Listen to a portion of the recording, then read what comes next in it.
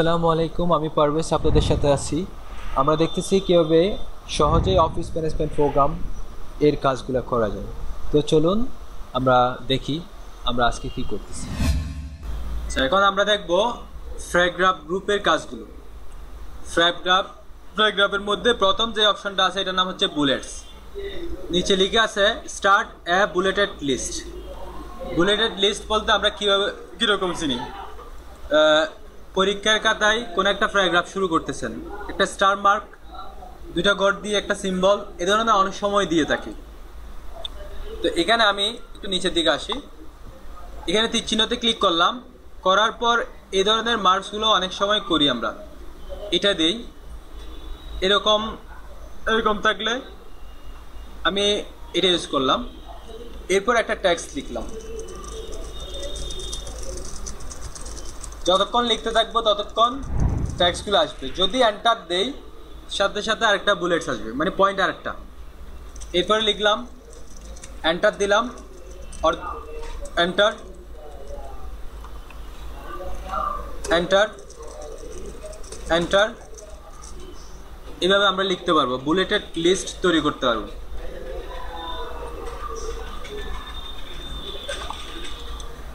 ঠিক আছে, এভাবে আমরা চাইলে বুলেটেড লিস্টগুলো তৈরি করতে পারবো। আর এখানে ডাবল এন্টার দিলে আপনার বুলেটটা আর আসবে না। আবার দেখাচ্ছি, এখানে আছে এন্টার দিলাম, একটা আসলো। যদি কিছু না লিখে আবার এন্টার দেই তখন এটা চলে যাবে। তার মানে বুলেটেড লিস্টটা অফ করার জন্য, শেষ করে দেওয়ার জন্য ডাবল এন্টার দিতে হবে। এরপর আবার যাচ্ছি, তীর চিহ্নতে ক্লিক করে ডিফাইন নিউ বুলেট এখানে ক্লিক করলাম। এখানে সিম্বল, পিকচার, ফন্ট তিনটাতে আরও অনেকগুলা বুলেট আছে। আমি পিকচারে যাচ্ছি, পিকচারে গিয়ে এই যে এখানে দেখেন কতগুলো পিকচার আসতেছে। এই পিকচারগুলো দিয়েও কিন্তু আমরা বুলেটেড লিস্ট, এই ধরনের লিস্ট তৈরি করতে পারবো। এখানে অনেকগুলো পিকচার আছে,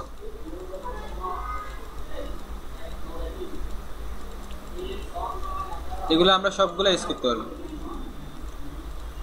এটা দিলাম, দেওয়ার পর ওকে দিলাম, এরপর এখানে ওকে দিলাম, এখানে একটা আসলো। এরপর ট্যাক্স লিখলাম, এন্টার দিলাম, এন্টার এন্টার, এভাবে আমরা বুলেটেড লিস্ট তৈরি করতে পারবো। এরপরে যে অপশনটা আছে এটার নাম হচ্ছে numbering. Start a numbered list, তীর চিহ্নতে ক্লিক করলাম, 1 2 3 দিয়ে নাম্বারিং করতে পারবো। ব্র্যাকেটের মধ্যে 1 2 3, রোমান সংখ্যা, ক্যাপিটাল ABC, স্মল ডট দিয়ে ABC এবং রোমান সংখ্যা। তো আমি নাম্বারিংটা কীভাবে করবো, আমরা বেসিক্যালি এই তিনটে দিয়ে করি নাম্বারিং, ABCD 1 2 3 এবং রোমান সংখ্যা দিয়ে নাম্বারিং করে থাকি। তো আমার এখান থেকে যেটা দরকার, আমি যদি এটা নিতে চাই এটাতে ক্লিক করব, এখানে চলে আসছে 1। এরপর আপনার যা লিখার দরকার লিখলেন, এন্টার দিলেন 2, enter 3, enter 4, enter 5, 6, double enter আর 9। যদি অফ করে দিতে হয় ডাবল এন্টার দিব। তাহলে দুইটা অপশন দেখলাম। এরপরে যে অপশনটা আছে ডাবল এন্টার, আপনি টেক্সট যেগুলো আছে ওই টেক্সটগুলোর লাস্টের দিকে মাউস রাখবেন। আপনি মাঝখানে টেক্সট মাউস রাখছেন হয়তো, যদি এখানে মাউস রেখে এন্টার দেই, এন্টার দিলে আসতেই থাকবে। আমাকে লাস্টের দিকে মাউস রেখে এন্টার দিতে হবে, ডাবল এন্টার। আচ্ছা, এরপরে এই অপশনটা দেখেন, এটার নাম হচ্ছে মাল্টি লেভেল লিস্ট। এখানে তীর চিহ্নতে ক্লিক করলাম, এই লিস্টটা দেখেন প্রথমে কি আছে, 1 এ, রোমান সংখ্যা 1 ব্র্যাকেটের মধ্যে এ, আরো অনেকগুলো আছে এখানে। এটাতে ক্লিক করলাম। তো আমি এটা দিয়ে MCQ প্রশ্নের মতো তৈরি করতে পারবো। 1 নাম্বার প্রশ্ন লিখলাম, শেষ করে দিলাম, এন্টার দিলাম। এখন 2 নাম্বার প্রশ্ন চলে আসছে। আমার কি দরকার, এখানে 1 নাম্বার প্রশ্নের 4টা আনসার, MCQ 4টা আনসার লাগবে। 1 নাম্বার প্রশ্নের answer A, answer B, answer C, answer D. তো ওগুলো যদি আনতে চাই, কিবোর্ড থেকে বাম দিকে ট্যাব, ক্যাপস লকের উপরে একটা ট্যাব লিখে আছে TAB, ট্যাব, ওখানে ক্লিক করলাম, এ আসলো। তাহলে answer A, enter, answer B, enter, answer C, enter, answer D. 4টা প্রশ্ন লিখলাম। এখন যদি আমি 2 নাম্বার প্রশ্নটা আনতে চাই, কি করতে হবে, এন্টার দিতে হবে, ই আসছে। তাহলে আবার যদি এন্টার দিই তখন 2 নাম্বার প্রশ্ন আসলো। আমি আবার দেখাচ্ছি, এটা এন্টার দিলে ই চলে আসছে, আমার ই দরকার নাই। আবার যখন এন্টার দিব তখন 2 নাম্বার প্রশ্ন চলে আসছে। এখন আমি এখান থেকে আরেকটা প্রশ্ন লিখি, এটা আরেকটা প্রশ্ন লিখলাম, এন্টার দিলাম, ট্যাব দিলাম, আনসার এ, এরপরে এন্টার দিলাম আনসার বি, ট্যাব দিতে হবে কিবোর্ড থেকে tab, answer D, answer C, এরপর ডাবল এন্টার দিলে 2 নাম্বার প্রশ্ন। এখানে আমরা এ এবং বি লিখলাম, এখানে সি লিখব, একটা ট্যাব দিয়ে এখানে সি লিখে ফুল স্টপ দিলাম, এরপর এখানে আসলাম, ট্যাব দিলাম, ডি লিখলাম, ফুল স্টপ দিলাম, এখানে লিখে দিলাম। এটা এভাবেও করা যায়, আরেকটা অপশনে করা যায়, ওটা আমরা এখনো করি নাই, এই জন্য দেখাচ্ছি না। এখানে এসে মাউস রাখবো, মাউস রেখে ট্যাব দিব একটা, তারপর আপনার ইয়াটা দিয়ে ফুল স্টপ দিয়ে টেক্সট লিখবেন। ঠিক আছে, মাল্টি লেভেল লিস্ট, এখানে আরো অনেকগুলো লেভেল আছে, এগুলো দেখতে পারেন।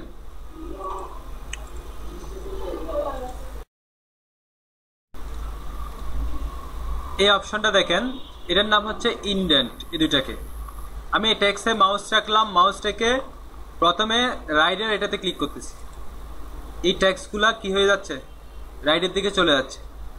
এরপর লেফট ইনডেন্টে ক্লিক করতেছি, আবার লেফটে চলে আসছে। তার মানে আমার টেক্সটগুলো যদি সাজাতে চাই এভাবে সাজাতে পারবো, অ্যালাইন করতে পারবো এটা ইনডেন্টের সাহায্যে। এরপরে আমি এখানে কিছু সেন্টেন্সকে ভাগ করে দিচ্ছি।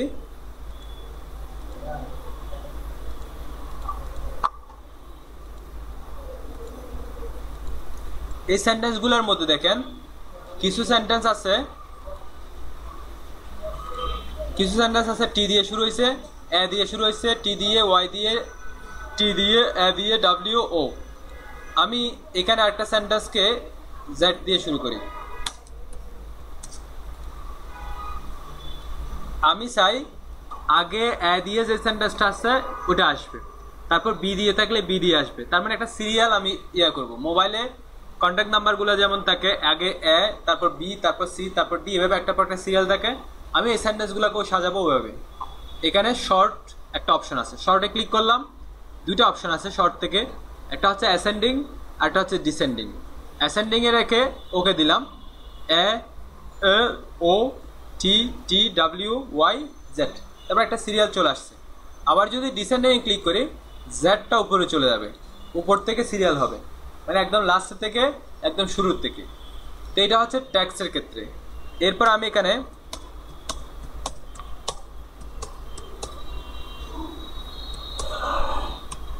এভাবে লিখলাম, এই সংখ্যাগুলো আমরা সাজাবো 1 2 3 4 এভাবে সাজাবো।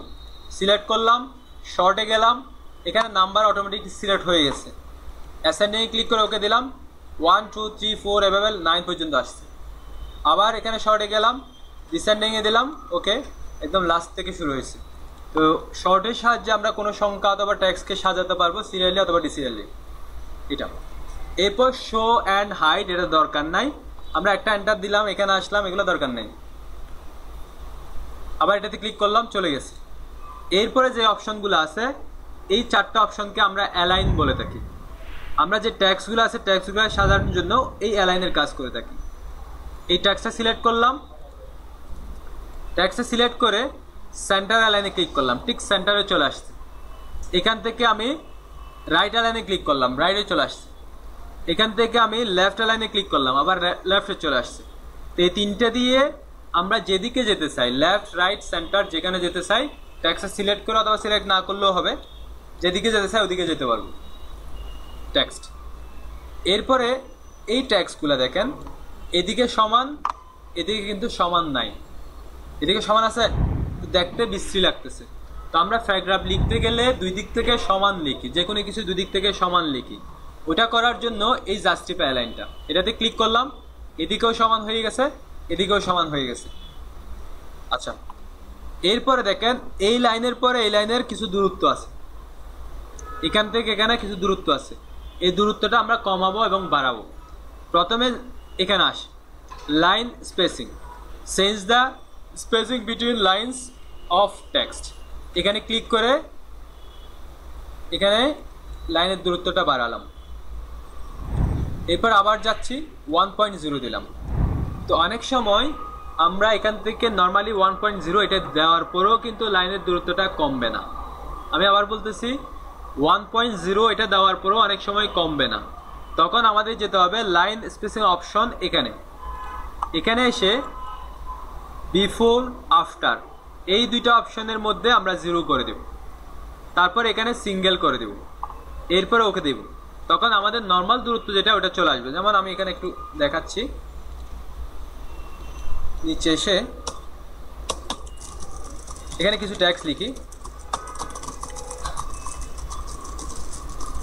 এই ট্যাক্সগুলো আমি দেখেন এখান থেকে সিলেক্ট করলাম, এখান থেকে লাইন স্পেসিং 0 করলাম, কমে নাই, কমছে 0 করার পরেও 1.0 করার পরেও কমে না। এখান থেকে আমি এখানে আসলাম, সিঙ্গেল করে দিলাম দুইটাই 0 0 এবং এখানে সিঙ্গেল, তারপর ওকে দিলাম। নর্মাল দূরত্ব যেটা ওটা চলে আসবে। লাইনের দূরত্ব বাড়ানো কমানোর জন্য আমরা এখানে লাইন স্পেসিং অপশনটার কাজ করব।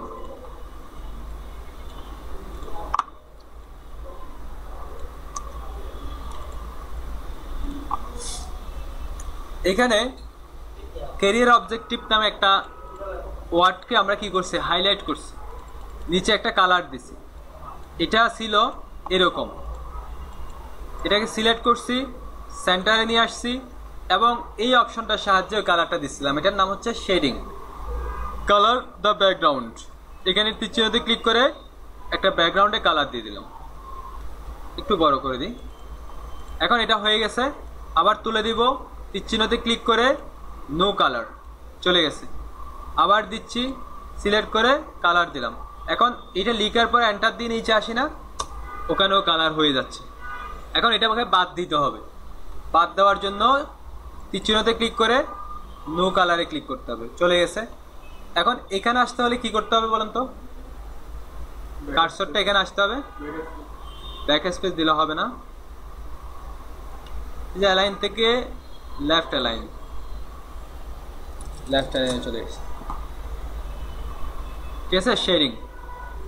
এরপরে এইগুলাকে একটা বক্স করে দেব। এটা সিলেক্ট করলাম, এই টেক্সটগুলা সিলেক্ট করে এখান থেকে বর্ডার থেকে আমি যদি আউটসাইড বর্ডার দিই, এটার চারপাশে একটা আউটসাইডে বর্ডার হয়েছে, এটা সিলেক্ট করলাম। এখান থেকে আমরা অল বর্ডার দিলাম, প্রত্যেকটা লাইনে একটা একটা বর্ডার হয়ে গেছে। এটা সিলেক্ট করলাম, সিলেক্ট করার পর এখান থেকে আমি এটাতে ক্লিক করলাম, মাঝখানে বর্ডার হয়েছে, কিন্তু এই পাশে আর উপরে হয় নাই। এখন এগুলো তুলে দিব, সেম এগুলো সিলেক্ট করলাম, বর্ডারের তীরচিহ্ন থেকে নো বর্ডার চলে গেছে। এগুলো সিলেক্ট করলাম, এখান থেকে নো বর্ডার, আবার এটা সিলেক্ট করলাম, এখান থেকে নো বর্ডার। এরপরে এটা একটা সিলেক্ট করলাম, এখান থেকে বলতে শেডিং থেকে নো কালার, ঠিক আছে। এই অপশনগুলো এখানে কিছু শর্টকাট কমান্ডের কাজ করতে হবে। শর্টকাট কমান্ড হচ্ছে এই অ্যালাইনের কাজগুলোর জন্য। আমি এই টেক্সটার উপর মাউস রাখলাম, কন্ট্রোল এল দিলাম, লেফটে চলে আসছে, কন্ট্রোল আর দিলাম, রাইটে চলে গেছে, কন্ট্রোল ই দিব, কন্ট্রোল ই হচ্ছে সেন্টার অ্যালাইন, CENTER সেন্টার। তো ওখানে সির পরে সি দিয়ে কি করি আমরা, কন্ট্রোল সি দিয়ে কি করি, কপি করি। যেহেতু কন্ট্রোল সি দিয়ে কপি করি আরেকটা হবে না, সেজন্য কন্ট্রোল ই, সেন্টার অ্যালাইন। এরপরে এই লাইনগুলো সিলেক্ট করা আছে, এদিকে লাইনটা সমান করব, control J for justify align, ঠিক আছে। এগুলো একটু দেখেন।